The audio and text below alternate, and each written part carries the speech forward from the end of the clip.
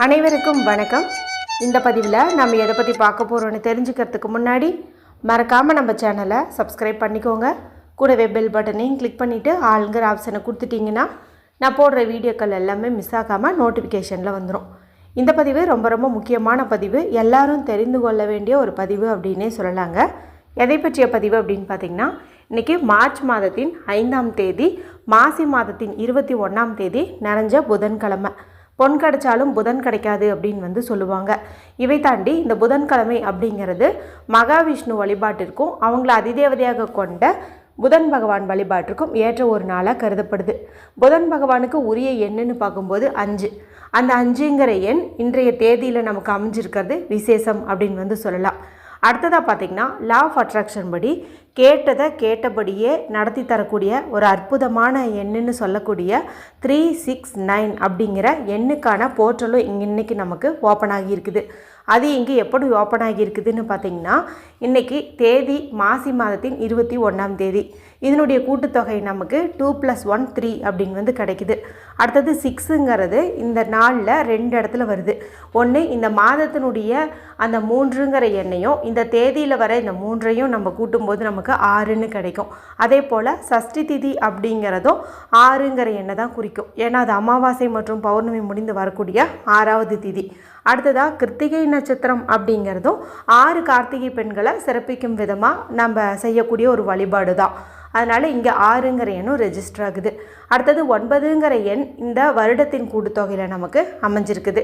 இவை தாண்டி 3 குரு பகவானுக்கு உரிய சேர்க்கை, 6 முருகப்பெருமானுக்கு உரிய சேர்க்கை, 5 புதன் பகவானுக்கு உரிய சேர்க்கை எல்லாமே சேர்ந்து இந்த நாளை ரொம்ப ரொம்ப சக்தி வாய்ந்ததாக மாற்றி இருக்குது. இது ரொம்ப பவர்ஃபுல்லான நாள் அப்படிங்கிறதுனால தான் இந்த நாளில் ஒரு 6 மிளகை ஒரு குறிப்பிட்ட முறையில் தண்ணீரில் போட்டாவே போதும், நமக்கு இருக்கக்கூடிய அந்த பண வரவில் இருக்கிற தடைகள் எல்லாம் நீங்கி 8 திசைகள்லேருந்தும் பணம் வரும் என்பது குறித்து ஒரு தனிப்பதிவு நேற்று இரவு வீடியோவில் போட்டிருந்தேன். அடுத்ததாக கைப்பிடி துவரம்பருப்பை வச்சு ஒரு பரிகாரம் சொல்லியிருந்தேன். அது செய்வதன் மூலமாக ஒரே கல்லில் 6 மாங்காயின்னு சொல்கிற மாதிரி நம்மளுடைய 6 விதமான கோரிக்கைகளும் நிறைவேறும். அடுத்ததாக பார்த்திங்கன்னா, 5 வெந்தயத்தை வச்சு ஒரு பரிகாரம் சொல்லியிருந்தேன்.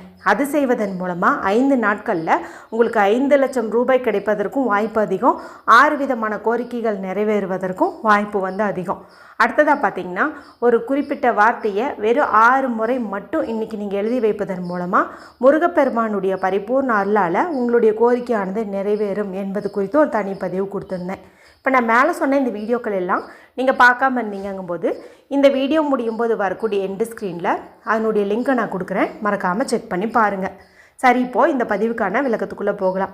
இது எதற்கானது அப்படின்னு பார்த்திங்கன்னா, இந்த நாளானது ரொம்ப ரொம்ப சக்தி வாய்ந்ததாக இருக்கிறதுனால இந்த நாளில் செய்யக்கூடிய சின்ன சின்ன வழிபாட்டுக்கும் பரிகாரத்துக்கும் நமக்கு அதிகப்படியான பலன்கள் கிடைக்கும். அதனால தான் நம்மளுடைய கஷ்டம் தீரணும், கடன் தீரணும், கவலைகள் தீரணும் அப்படிங்கிறதுக்காக இப்போ இந்த பரிகாரத்தை நம்ம செய்ய போகிறோம். இதை செய்வதன் மூலமாக நம்மளுடைய கர்ம வினைகள் மற்றும் பாவங்கள் கூட நீங்குவதற்கு வாய்ப்புகள் அதிகம். யாரெல்லாம் இதை செய்யலாம் அப்படின்னு கேட்டிங்கன்னா, கடன் பிரச்சனை கழுத்தை நெரிக்குது, எப்போ பார்த்தாலும் வீட்டில் சண்டை சச்சரவாக இருக்குது, மனசில் ஒரு நிம்மதியே இல்லை அப்படின்னு நினைக்கிற ஆண்கள் பெண்கள் யார் வேண்டுமானாலும் இந்த பரிகாரத்தை செய்யலாம். இது செய்யறதுக்கு ஏதாவது ரூல்ஸ் இருக்கான்னு கேட்டிங்கன்னா, எந்த ஒரு ரூல்ஸுமே கிடையாது. பெண்கள் இதை பீரியட்ஸ் டைம்லையும் தாராளமாக செய்யலாம், பிறப்பிறப்பு தீட்டு இருந்தாலும் தாராளமாக செய்யலாம், வீட்டில் அசைவம் செஞ்சுருந்தீங்க சாப்பிட்ருந்தீங்க அப்படின்னாலுமே தாராளமாக செய்யலாம். நீங்கள் இன்றைக்கி உங்கள் வீட்டிலே இல்லை, சொந்தக்காரங்க வீட்டில் இருக்கீங்க, அம்மாவுடைய வீட்டில் இருக்கீங்க, அங்கேருந்து இதை செய்யலாமான்னு கேட்டாலும் அங்கேருந்தும் நீங்கள் தாராளமாக செய்யலாம். அடுத்தது, மேலே சொன்ன இந்த பிரச்சனைகள் எல்லாம் எனக்கு கிடையாது, ஆனால் என்னுடைய கணவருக்கு தான் இருக்குது, அவருக்கு பதிலாக நான் செய்யலாமா அப்படின்னு கேட்டால் அவருக்கு சரியாகணும்னு சொல்லிட்டு நீங்கள் வேண்டிக்கலாம். ஆனால் இந்த பரிகாரத்தை நான் உங்ககிட்ட சொல்கிறேன், நீங்கள் இதை அவர்கிட்ட சொல்லுங்கள், அவர் விருப்பப்பட்டார் அப்படிங்கும்போது அவர் செய்யட்டும். ஏன்னா இது அவங்கவுங்க செய்யும்போது தான் நல்ல ரிசல்ட் கொடுக்கும். சரி, இப்போது இந்த பரிகாரத்தை செய்கிறதுக்கான பொருட்கள் என்ன, டைம் என்ன, இதெல்லாம் பார்க்கலாம். இதை நீங்கள் இன்று மாலை 6 மணிக்கு மேலே இரவு 10 மணிக்குள்ளே செய்கிறது உத்தமமான பலனை உங்களுக்கு கொடுக்கும்.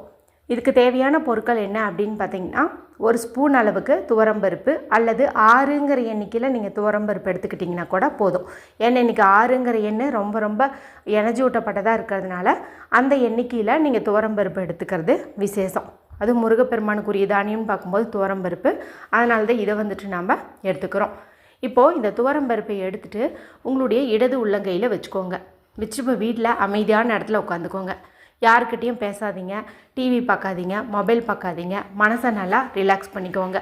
இப்போ இந்த துவரம்பருப்பானது உங்களுடைய தோழியாக வந்து நீங்கள் நினச்சிக்கோங்க. உங்களுடைய ஃப்ரெண்டு அல்லது உங்களுடைய அம்மா, சகோதரி இந்த மாதிரி நினச்சிட்டு இடது கையில் வச்சுருக்கிற இந்த துவரம்பருப்புக்கிட்ட உங்களுடைய வாய்ப்பகுதியை கொண்டு போயிட்டு எந்த விதமான பிரச்சனைகள் வந்து உங்களை விட்டு நீங்கணும்னு நீங்கள் விரும்புகிறீங்களோ அதை வந்துட்டு சொல்லுங்கள்.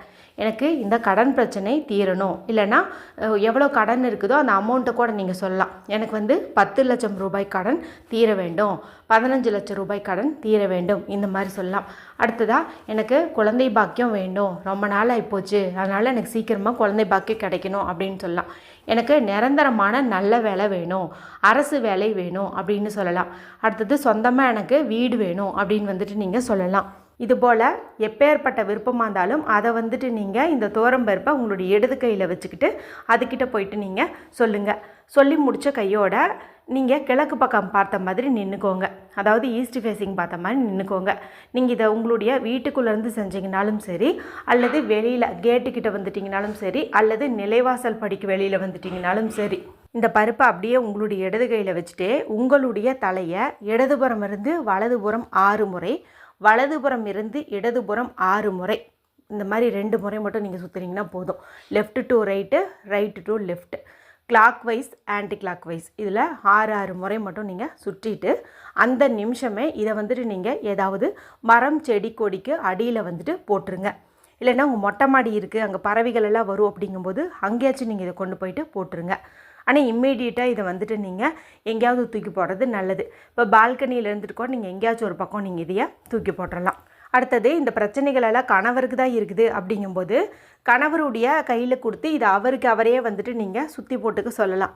இல்லை அவருக்கு அது சரியாக செய்ய தெரியாது அப்படின்னு நினச்சிங்கன்னா அவரை வந்து நீங்கள் கிழக்கு பக்கம் பார்த்த மாதிரி உட்கார வச்சுட்டு உங்களுடைய இடது கையில் வச்சுட்டு நீங்கள் மேற்கு பக்கம் பார்த்த மாதிரி நின்றுக்கோங்க.